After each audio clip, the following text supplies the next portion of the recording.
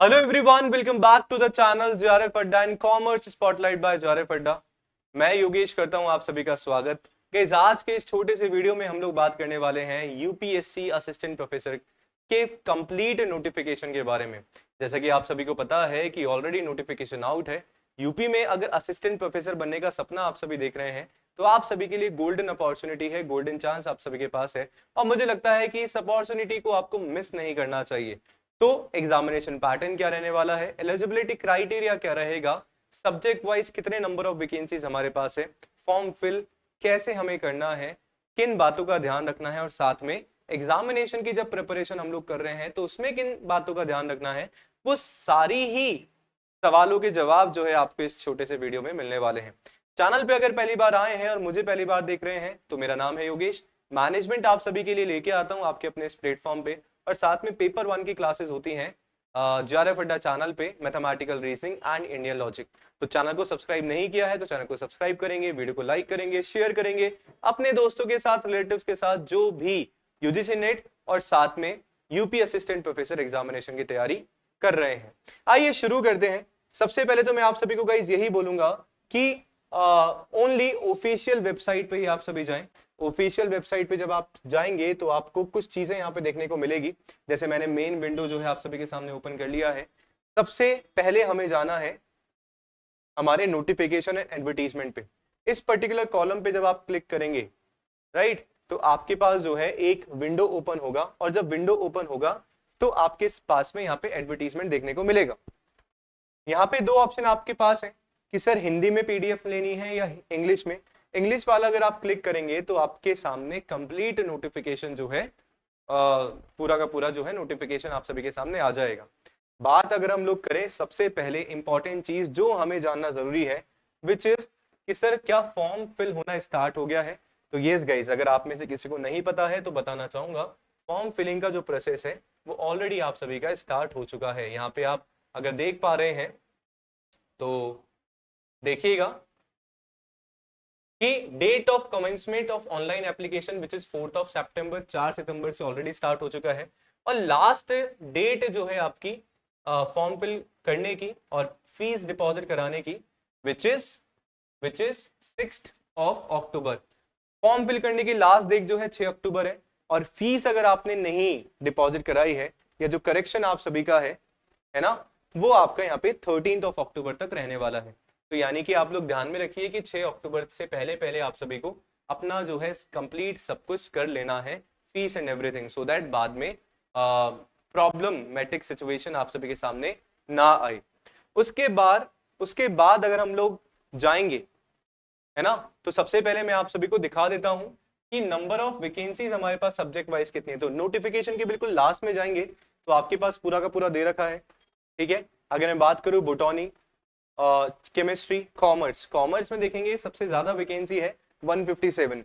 Drawing and painting, economics, education, English, geography, Hindi, history, home science, mathematics, military science which is different studies, philosophy, physical education, physics, pol science, psychology, music, गायन which is vocal, वादन सितार, वादन tabla, Sanskrit, sociology, Urdu, zoology, statistics, computer science and Persian. यानी कि कुल मिला के 1253 vacancies यहाँ पे आप सभी को देखने को मिलती है। तो आप लोग भी जरूर देखिएगा जो भी आपका सब्जेक्ट है। यस, कॉमर्स की बात करूं सबसे ज्यादा है अगेन आपके पास यहाँ पे विच इज 157, 150 से ज्यादा वैकेंसी ओनली कॉमर्स सब्जेक्ट की है।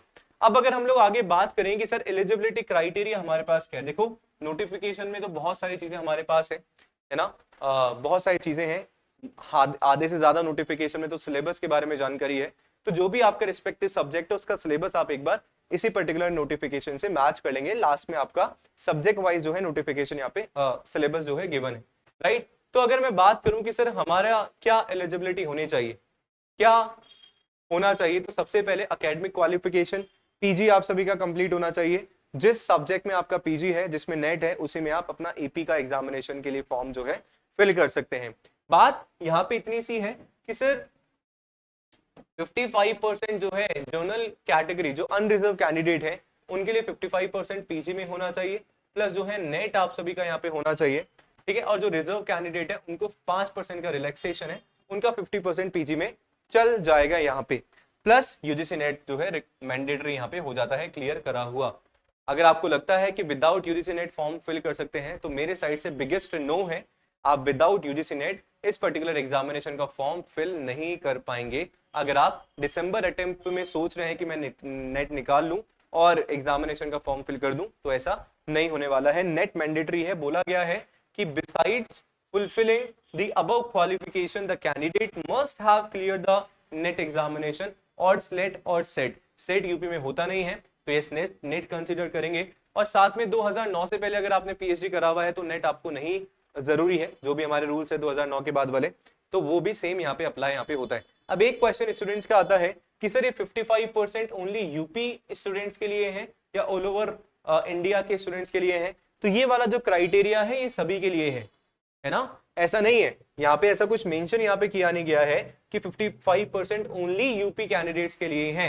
अगर आप राजस्थान से हैं, यूपी में फॉर्म फिल कर रहे हैं, तो भी आपको जो है जो रिलैक्सेशन का 5% का फायदा यहाँ पे देखने को मिलेगा। बट ये वाला फायदा आपको जो अपना कैटेगरी होता है उसमें देखने को नहीं मिलने वाला है। जैसे फॉर एग्जाम्पल मैं राजस्थान से हूं और मैं अगर फॉर्म फिल कर रहा हूं उत्तर प्रदेश में, मैंने ओबीसी कैटेगरी से फॉर्म फिल करा, तो उत्तर प्रदेश में मुझे जनरल कैटेगरी में ही कंसीडर किया जाएगा। अगर मैं चाहूं कि मैं वहां पे भी ओबीसी में काउंट हो जाऊं तो इट इज नॉट पॉसिबल।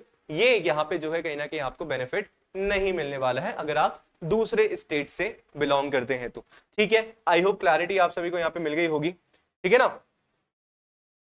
यहाँ पे दे रखा है कि मान लीजिए अंतः संबंध विषय आपके पास है, कौन कौन से जो इंटर सब्जेक्ट्स आपके पास होते हैं, हिंदी, भाषा विज्ञान, अंग्रेजी भाषा विज्ञान, अप्लाइड अंग्रेजी, जो अलग अलग जो है नाम बोले जाते हैं। तो यस, आप लोग एक बार देख लीजिएगा। जैसे इतिहास, अगर आपने आधुनिक इतिहास, मेडाइवल, मध्यकालीन, प्राचीन, पुरातत्व में किया है तो भी आप हिस्ट्री से भी फॉर्म फिल कर सकते हैं। और इस तरीके से चीजें यहाँ पे देखने को हमें मिलती हैं। इसके बाद अगर हम लोग बात करें तो एज लिमिट का सेम 21 साल आपका जो है मिनिमम है और 40 ईयर जो है मैक्सिमम है। जो सभी के रूल अप्लाई होते हैं, 5 साल का जनरल जो हमें रिजर्व कैटेगरी को बेनिफिट है वो सेम यहाँ पे बेनिफिट आप सभी का यहाँ पे दिया जा रहा है। ठीक है, उसके बाद पूरा एग्जामिनेशन पैटर्न आप सभी को पता ही है। डायरेक्ट मैं लिए चलता हूं आप सभी को। अब यहाँ पे जो है सब्जेक्ट्स का हमें बता रखा है। देखिए जनरल स्टडीज का हमारा पेपर होगा, तो उस जनरल स्टडीज में क्या क्या आने वाला है सर? जनरल साइंस होगा आपका, है ना, नेशनल और इंटरनेशनल करंट अफेयर्स आपके देखने को मिलने वाले हैं। इंडिया का हिस्ट्री, जिसमें इंडिया नेशनल मूवमेंट हो गया, Indian polity and economy, geography Indian and world की आएगी आपके पास।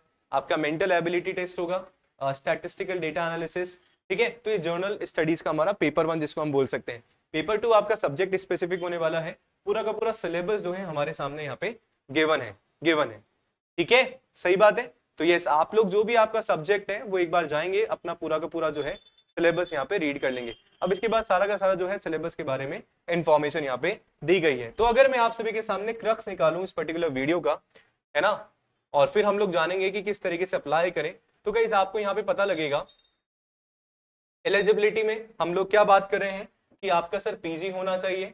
पीजी में 55% for unreserved category, reserved category 50% plus आपका नेट जो है यहाँ पे आपको चाहिए। ठीक है, एग्जामिनेशन पैटर्न हमारा हो गया, सब्जेक्ट वाइज वैकेंसीज हम लोगों ने देख ली। अब नेक्स्ट हमारे पास आता है कि फॉर्म हम लोग जो है किस तरीके से फिल करें। तो फॉर्म फिल करने की प्रक्रिया थोड़ी सी यहाँ पे कॉम्प्लिकेटेड हो जाती है। ठीक है, और कैसे हो जाती है सुनिएगा।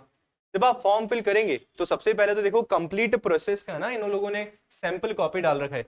तो अगर आपको कुछ नहीं समझ में आए तो इस सैंपल कॉपी को जब आप पीडीएफ इसका डाउनलोड करोगे तो यू विल गेट आइडिया, आपको आइडिया हो जाएगा कि किस तरह क्या फिल करना है। फिर भी मैं एक बार आप सभी को हेल्प करने के लिए बता देता हूं। जब आप फॉर्म फिल करने के लिए जाएंगे तो आप सभी को यहाँ पे सबसे पहले ओटीआर फिल करना पड़ेगा, यानी कि 1 टाइम रजिस्ट्रेशन आप सभी को करवाना पड़ेगा। जैसे कि राजस्थान में भी होता है, एसएसओ आईडी बनानी होती है, तो यहाँ पे 1 टाइम रजिस्ट्रेशन है, दैट इज मैंडेटरी। उसके बाद जो है आप अपना फॉर्म फिल यहाँ पे कर सकते हैं। तो ओटीआर के लिए यहाँ पे जाएंगे, get OTR number, apply for post, इस तरीके से, है ना, सही बात है। तो अगर इसमें अगर आप जा रहे हैं तो जब आपका ओटीआर नंबर आएगा ना तभी जो है कहीं ना कहीं उसके बाद आप फॉर्म फिल कर पाएंगे। जैसे मैं अगर आप सभी को यहाँ पे बताऊं, सुनिएगा, एडवर्टीजमेंट में गए, हमारा फर्स्ट वाला ये है, यहाँ पे आपको अप्लाई अगर करना है तो अप्लाई पे आपने क्लिक किया, और जब अप्लाई पे आप क्लिक करेंगे तो इस तरीके की चीजें आपको यहाँ पे देखने को मिलेगी। पहले आपको ऑथेंटिकेट करना पड़ेगा अपने ओटीआर से, यानी कि पहले ओटीआर नंबर जनरेट होगा, उसके बाद यहाँ पे आप ऑथेंटिकेट करेंगे ओटीआर को, देन जो है कंप्लीट आप जो है फॉर्म फिल यहाँ पे कर सकते हैं। आई होप इतना जो है आप सभी को क्लैरिटी मिली होगी। तो सब्जेक्ट वाइज है, करिएगा जरूर। इसके अलावा कुछ भी अगर आपको परेशानी आती है तो कमेंट सेक्शन ओपन है आप सभी के लिए, बिल्कुल जो है कमेंट कर सकते हैं। बहुत जल्दी आप सभी के लिए कॉमर्स का बैच जो है इस पर्टिकुलर प्लेटफॉर्म पे आने वाला है, तो बस तैयार हो जाइए। असिस्टेंट प्रोफेसर का सपना अगर आप सभी ने देखा है तो बिल्कुल JRF अड्डा आगे आ चुका है आपका इस सपने को साकार करने के लिए, सपने को पूरा करवाने के लिए। JRF अड्डा एप्लीकेशन डाउनलोड आप सभी कर सकते हैं सारे के सारे कोर्सेज में एनरोल करवाने के लिए। और अगर आपको लगता है कि यस मेरे को दिसंबर एग्जामिनेशन में जो यूजीसी नेट का होने वाला है वहां पे नेट निकालना है, तो आप सभी सारे कोर्सेज में एनरोल करवा सकते हैं।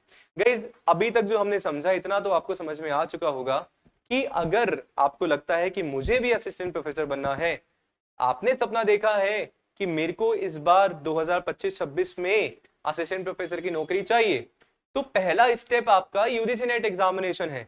जैसे कि आपने देखा कि सर अगर नेट क्लियर नहीं है तो पहले ही कैंडिडेट्स में फिल्टर लग चुका है, ठीक है, कंपटीशन तो बहुत सारा जो भीड़ है वो ऑलरेडी हमारी आउट हो चुकी है।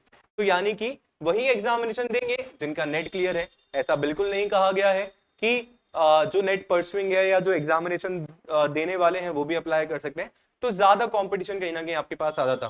तो आपका सिंपल सा काम होना चाहिए, फर्स्ट प्रायोरिटी कि दिसंबर 2025 से मेरे को नेट लेना है, और फिर नेक्स्ट जो ईयर 2026 हमारा आएगा और किसी भी स्टेट में अगर असिस्टेंट प्रोफेसर की वैकेंसी आती है तो आप सभी जो है बिल्कुल असिस्टेंट प्रोफेसर के लिए अप्लाई कर सकते हैं, क्योंकि एपी असिस्टेंट प्रोफेसर बनने के लिए मिनिमम एलिजिबिलिटी आपका होता है NET national eligibility test. Video पसंद आया लाइक सब्सक्राइब शेयर जरूर करिएगा, कमेंट जरूर करिएगा अपने डाउट्स। मिलते हैं नेक्स्ट सेशन में, धन्यवाद।